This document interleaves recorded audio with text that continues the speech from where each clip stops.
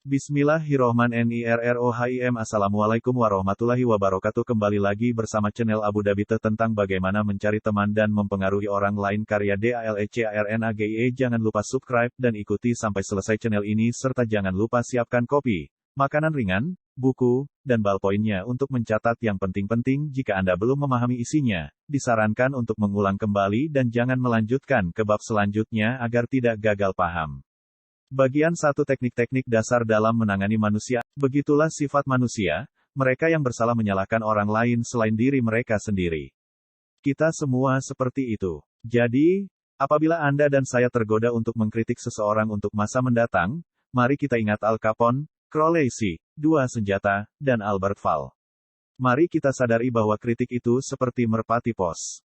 Mereka selalu kembali pulang. Mari kita sadari bahwa orang yang akan kita koreksi dan caci maki mungkin akan mempertahankan dirinya, dan membalas mencaci kita, atau, seperti Taf yang lembut, akan berkata, saya tidak melihat kemungkinan lain yang bisa saya kerjakan. Pada suatu pagi tanggal 15 April tahun 1865, Abraham Lincoln terbaring sekarat di kamar sewaan murah yang berseberangan dengan jalan dari Teater Ford, di mana John Wilkes Booth telah menembaknya. Tubuh Lincoln yang jangkung terbaring di tempat tidur yang terlalu pendek untuknya. Sebuah reproduksi murahan dari karya Rosa Bonheur yang terkenal The Horse Fair tergantung di atas tempat tidur, dan pancaran sinar temaram dari gas memercikkan sinar kuning. Pada saat Lincoln terbaring dalam keadaan sekarat, Menteri Angkatan Bersenjata Stanton berkata, di sana terbaring lelaki paling sempurna yang pernah ada di dunia, asteris. Apa rahasia sukses Lincoln dalam berhubungan dengan manusia? Saya mempelajari kehidupan Abraham Lincoln selama 10 tahun dan menghabiskan waktu 3 tahun untuk menulis dan menulis kembali buku berjudul Lincoln the Unknown. Saya yakin sudah membuat studi terperinci dan tuntas tentang kepribadian dan kehidupannya selengkap mungkin. Saya mengadakan studi khusus tentang metode Lincoln dalam berhubungan dengan manusia. Apakah ia mengikuti hati nuraninya untuk mengkritik? Ya, sebagai seorang pemuda di Pigeon Creek Valley di Indiana, ia tidak hanya mengkritik melainkan juga menulis surat dan puisi yang mengejek orang-orang, lalu menjatuhkan surat-surat ini di jalan-jalan pinggir kota di mana ia yakin akan ditemukan. Salah satu dari surat-surat itu membangkitkan kemarahan yang terus menyala sepanjang hidup. Bahkan setelah Lincoln membuka praktek sebagai seorang konsultan hukum di Springfield, Illinois, ia menyerang lawannya secara terbuka dalam surat-surat yang diterbitkan di koran-koran. Namun ia melakukan hal ini terlalu sering. Pada musim semi tahun 1842, Lincoln mengejek seorang politikus yang suka berkelahi bernama James Shield. Lincoln mengecamnya melalui sepucuk surat tanpa nama yang diterbitkan dalam jurnal Springfield. Seisi kota itu pecah dalam tawa. Shield, seorang yang peka dan memiliki harga diri, mendidih karena marah. Ia berusaha mencari tahu siapa yang menulis surat itu. Ia mengejar Lincoln dan menantangnya berduel. Lincoln tidak ingin berkelahi. Ia menolak untuk berkelahi, tetapi ia tidak bisa melepaskan diri dari kejadian ini dan menyelamatkan harga dirinya. Lincoln diberi pilihan senjata. Karena Lincoln memiliki lengan yang sangat panjang, ia memilih pedang kavaleri dan belajar berkelahi dengan menggunakan pedang di West Point. Dan, pada hari yang ditentukan, Lincoln dan Shield bertemu di tepi sungai Mississippi, bersiap untuk bertarung sampai mati, namun pada menit terakhir, para pendukung mereka menyela dan menghentikan duel tersebut. Itu adalah insiden pribadi yang paling mengerikan dalam hidup Lincoln. Hal itu mengajarinya satu pelajaran tak ternilai harganya dalam seni berhubungan dengan manusia. Tidak pernah lagi ia menulis surat yang menghina. Tidak pernah lagi ia mengolok-olok seorang pun.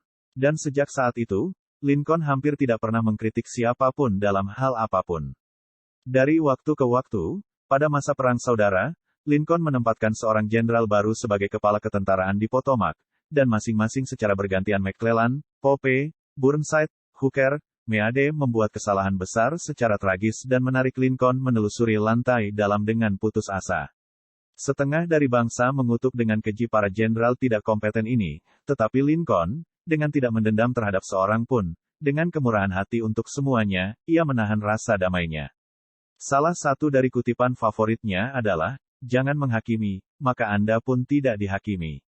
Tatkala istri Lincoln dan orang-orang bicara dengan kasar mengenai orang-orang selatan, Lincoln menjawab, jangan mengkritik mereka, mereka hanya bertindak dengan cara yang sama seperti yang akan kita lakukan jika kita berada dalam situasi yang sama. Namun, jika ada orang yang pernah mendapat kesempatan untuk mengkritik, pasti ia adalah Lincoln. Mari kita meninjau satu ilustrasi. Pertempuran Gettysburg berlangsung selama 3 hari di awal bulan Juli tahun 1863. Pada malam tanggal 4 Juli tahun 1863, Lee mulai bergerak mundur ke bagian selatan manakala awan disertai guntur mengguyuti daerah itu dengan hujan. Tatkala Lee mencapai Potomac dengan tentaranya yang kalah, ia menemukan sungai yang banjir besar dan tidak bisa dilalui di depannya, dan pasukan Union yang menang berada di belakangnya. Lee masuk perangkap. Ia tidak bisa melepaskan diri. Lincoln melihat itu. Ini adalah satu kesempatan emas yang diperoleh kesempatan untuk menangkap pasukan Lee dan mengakhiri perang dengan segera. Oleh karena itu, dengan harapan yang bulat, Lincoln memerintahkan Meade agar tidak menghubungi Dewan Perang tetapi segera menyerang Lee. Lincoln mengirim telegram perintahnya dan kemudian mengirim utusan khusus kepada Meade yang meminta aksi segera. Apa yang dilakukan oleh Jenderal Meade? Lee melakukan hal yang tepat berlawanan dengan yang diperintahkan Lincoln. Ia bimbang. Ia menunda. Ia mengirimkan dalih-dalih. Ia menolak sama sekali untuk menyerang Lee. Akhirnya air sungai surut dan Lee menyelamatkan diri melewati Potomac dengan pasukannya. Lincoln marah sekali. Apa maksudnya ini? Lincoln berteriak kepada putranya Robert.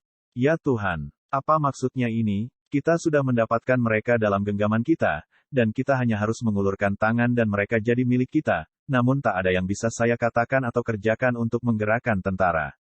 Dalam keadaan demikian, hampir semua jenderal sudah pasti mampu mengalahkan Lee. Jika saja saya berada di sana, saya sendiri yang sudah menghantamnya. Dalam rasa kecewa yang mendalam, Lincoln duduk dan menulis surat ini untuk Meade. Lincoln memang sangat konservatif dan bertahan dengan jalan pikirannya. Jadi surat yang datang dari Lincoln pada tahun 1863 itu sama dengan kemarahannya yang paling ganas. Jenderal yang terhormat, saya tidak yakin jika Anda menyadari besarnya kerugian yang terjadi karena bebasnya Lee. Ia sudah berada dalam genggaman kita dan dengan mendapatkannya, akan membawa kepada kesuksesan besar untuk mengakhiri perang ini. Karena begini kejadiannya, perang sudah pasti akan diperpanjang. Jika Anda tidak berhasil menggempur Lee pada hari Senin kemarin, bagaimana Anda mungkin berada di sebelah selatan sungai itu, manakala Anda bisa memperoleh sangat sedikit tidak lebih dari 2/3 kekuatan yang Anda miliki saat itu. Akan tidak masuk akal untuk berharap dan saya tidak berharap bahwa Anda bisa memberi pengaruh sekarang. Kesempatan emas Anda sudah lewat, dan saya sangat kecewa tak terhingga karena peristiwa ini. Apa yang Anda kira yang dikerjakan Meade ketika ia membaca surat ini?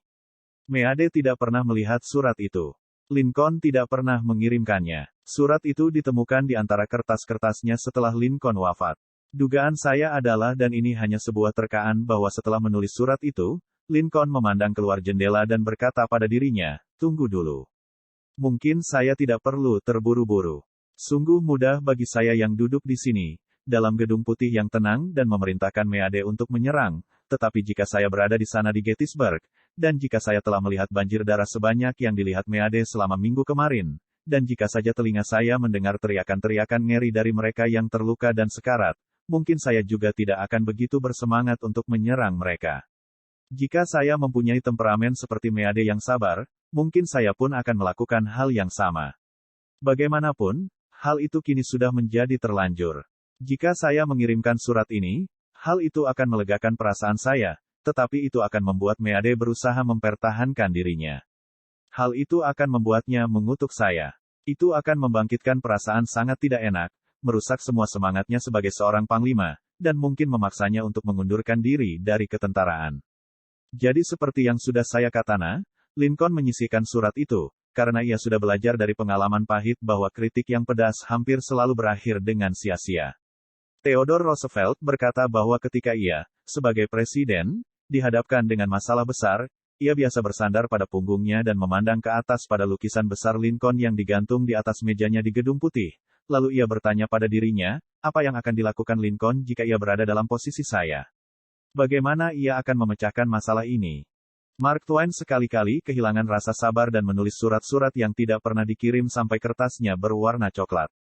Misalnya, ia pernah menulis surat kepada seorang lelaki yang telah membangkitkan kemarahannya, hal yang pantas untuk Anda adalah izin pemakaman. Anda cukup hanya berbicara dan saya akan memastikan Anda memperolehnya. Pada kesempatan lain ia menulis kepada seorang editor mengenai usaha seorang korektor untuk memperbaiki ejaan dan tanda baca saya. Twain memerintahkan, Mulai sekarang buat tulisan itu sesuai draft salinan saya dan pastikan si korektor itu menyimpan sarannya dalam otaknya yang busuk. Penulisan surat yang menyakitkan ini membuat Mark Twain merasa lebih enak. Surat-surat itu memungkinkannya menyalurkan rasa panasnya, dan surat-surat tersebut tidak sungguh-sungguh merugikan siapapun, karena istri Mark secara rahasia mengambil kembali surat-surat tersebut, dan tidak pernah dikirim. Anda kenal seseorang yang Anda ingin agar berubah dan memperbaiki sikapnya. Bagus. Hal itu boleh saja. Saya setuju dengan itu. Namun mengapa tidak mulai dengan diri Anda sendiri? Dipandang dari sudut diri sendiri, hal itu jauh lebih menguntungkan daripada berusaha memperbaiki orang lainnya, dan jauh lebih tidak berbahaya, kata Konfusius, apabila serambi depan Anda sendiri tidak bersih. Ketika saya masih muda dan berusaha untuk memberi kesan pada orang lain, saya menulis sepucuk surat tolol kepada Richard Harding Davis, seorang penulis yang pernah menjadi bayangan besar dalam dunia sastra Amerika. Saya sedang menyiapkan sebuah artikel tentang para penulis, dan saya minta Davis untuk menceritakan metode kerjanya. Beberapa minggu sebelumnya, saya sudah menerima surat dari seseorang dengan catatan di bagian bawahnya, didikte tetapi tidak dibaca. Saya sangat terkesan. Saya merasa bahwa penulisnya pasti orang besar dan sibuk, juga orang penting. Saya sama sekali tidak sibuk, tetapi saya sangat berhasrat memberi kesan baik pada Richard Harding Davis, maka saya akhiri catatan pendek saya dengan kata-kata, didiktekan tetapi tidak dibaca. Davis tidak pernah bersusah payah untuk menjawab surat saya. Ia sekedar mengembalikannya kepada saya dengan catatan singkat di bawahnya, sikap Anda yang buruk hanya dilampaui oleh sikap Anda yang buruk. Benar, saya sudah membuat kesalahan besar, dan mungkin saya patut mendapat kritik ini. Namun sebagai manusia, saya menolaknya. Saya menolak dengan sakit hati sehingga ketika saya membaca tentang kematian Richard Harding Davis 10 tahun kemudian, satu-satunya pikiran yang masih menetap dalam benak saya malu mengakuinya adalah rasa sakit hati yang ia berikan kepada saya. Jika Anda dan saya hanya ingin menimbulkan rasa benci pada masa mendatang yang mungkin akan bertahan selama beberapa dasawarsa dan menetap sampai mati, cobalah menuruti hati memberikan kritik yang tajam betapapun yakinnya kita bahwa tindakan kita benar. Tatkala kita berhubungan dengan manusia, mari kita mengingat bahwa kita tidak berhubungan dengan makhluk logika. Kita berhubungan dengan makhluk penuh emosi, makhluk yang penuh dengan prasangka dan dimotivasi oleh rasa bangga dan sombong. Kritik pedas menyebabkan Thomas Hardy, salah seorang novelis terbaik yang pernah ada dalam sejarah sastra Inggris, menolak selamanya untuk menulis fiksi. Kritik telah membuat Thomas Chatterton, penulis terkenal Inggris, bunuh diri. Benjamin Franklin, yang tidak bijaksana dalam masa mudanya, menjadi sangat diplomatis, begitu mahir dalam menangani hubungan sesama manusia, sehingga ia dijadikan duta besar Amerika untuk Prancis. Rahasia suksesnya, saya tidak akan bicara hal buruk tentang seorang pun, jawabnya, dan hanya membicarakan hal yang baik tentang semua orang. Semua orang bodoh bisa mengkritik, mencerca, dan mengeluh dan hampir semua orang bodoh melakukannya. Namun perlu karakter dan kontrol diri untuk mengerti dan memberi maaf. Seorang yang berjiwa besar akan memperlihatkan kebesarannya, kata Carlyle, dari caranya memperlakukan orang kecil. Bob Hoaver, seorang pilot penguji terkenal yang sering tampil dalam pertunjukan udara, kembali pulang ke rumahnya di Los Angeles dari sebuah pertunjukan udara di San Diego. Seperti yang dijelaskan dalam majalah Flight Operations, pada ketinggian 300 kaki di udara, kedua mesinnya mendadak berhenti. Dengan manuver yang sangat terampil, Hoaver berhasil mendaratkan pesawatnya dengan selamat. Meski pesawat itu rusak parah, tak seorang pun yang cedera. Tindakan Hoaver yang pertama setelah pendaratan darurat itu adalah memeriksa bahan bakar pesawat.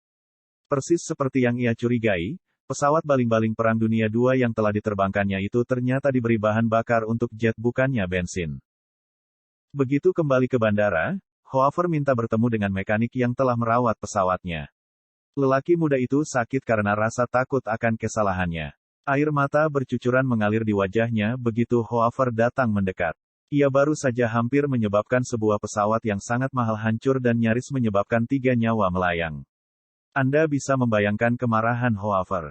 Setiap orang tentunya berharap caci maki yang keluar dari lidah pilot tersebut ini atas kecerobohan seorang mekanik. Namun Hoaver tidak memarahi mekanik itu, ia bahkan tidak mengkritiknya. Sebaliknya, ia memeluk bahu sang mekanik dan berkata, untuk menunjukkan pada Anda bahwa saya yakin Anda tidak akan pernah melakukannya lagi, saya ingin Anda merawat F-51 saya besok. Sering kali orang tua tergoda untuk mengkritik anak-anak mereka. Anda mengharapkan saya berkata, jangan, namun saya bukan mengatakan itu. Saya sekedar hendak berkata, sebelum Anda mengkritik mereka, baca salah satu jurnal klasik Amerika, Ayah Juga Lupa. Sebenarnya jurnal itu awalnya muncul sebagai satu editorial dalam majalah People's Home Journal.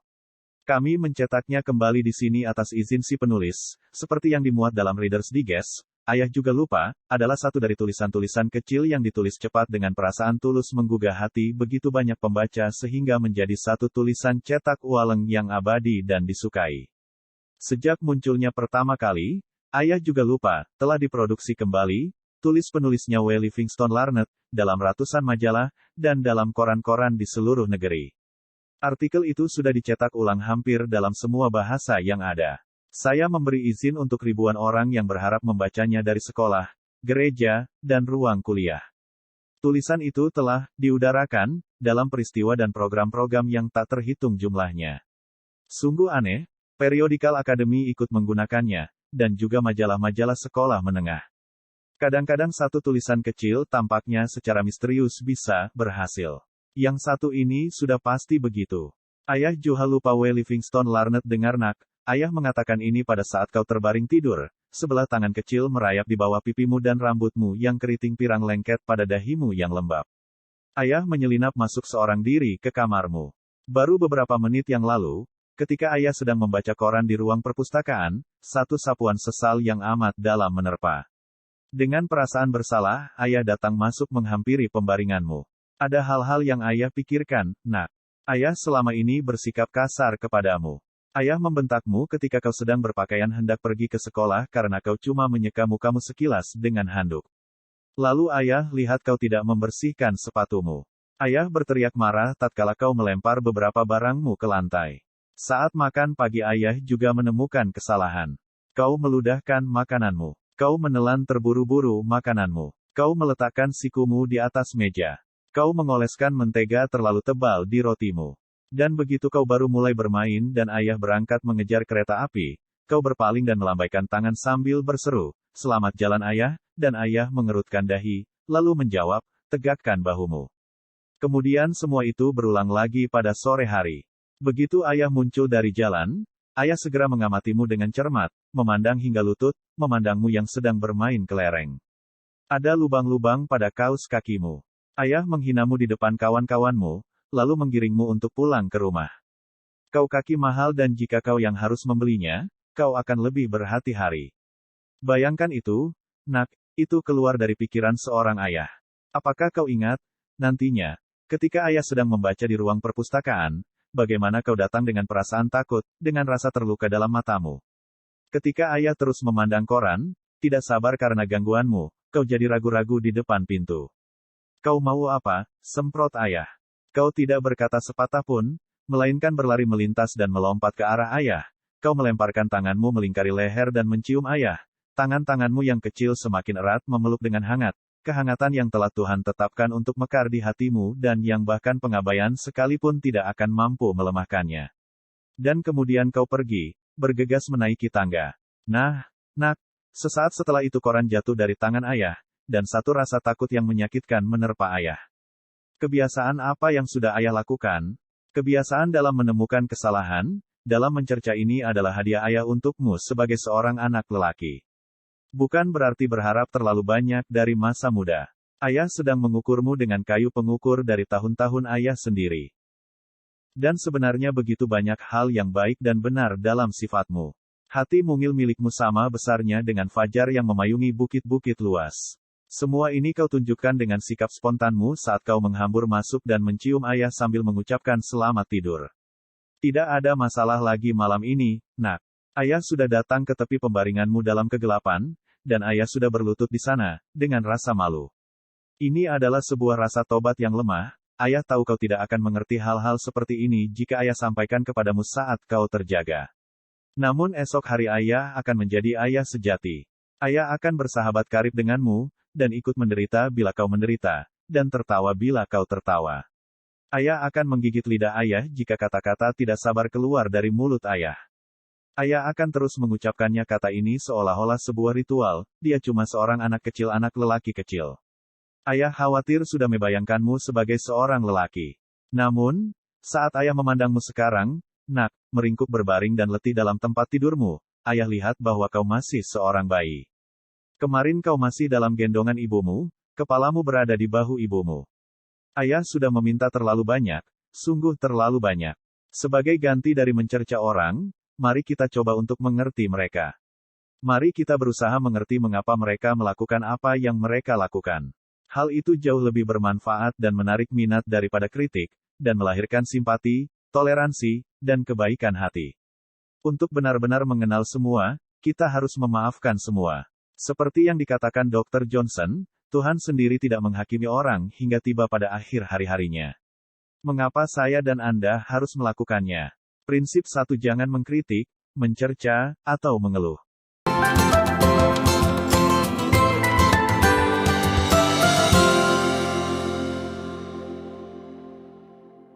Terima kasih telah menonton dan mendengarkan channel ini dengan setia. Jangan lupa ikuti bab-bab selanjutnya.